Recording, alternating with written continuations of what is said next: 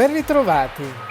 Durante il primo semestre dell'anno 2025 c'è stata una crescita di ben oltre il 9% dei flussi turistici aeroportuali provenienti dai principali paesi balcanici verso l'Italia.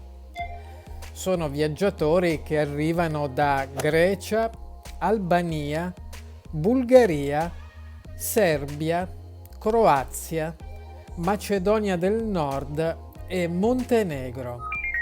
Nell'anno 2024 è stata la Croazia con 1,9 milioni di turisti, il primo paese dei Balcani verso l'Italia. A seguire l'Albania con 792.000 turisti e la Grecia con 780.000 turisti verso l'Italia.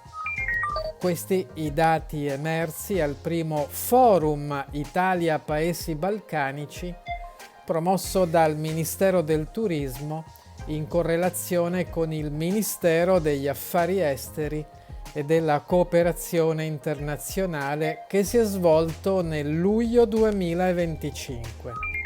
L'incontro è stato strategico in un'ottica strutturale, coordinata e per ampliare sempre più le relazioni turistiche con tutti gli altri paesi balcanici. Arrivederci e comunque buon viaggio in Italia!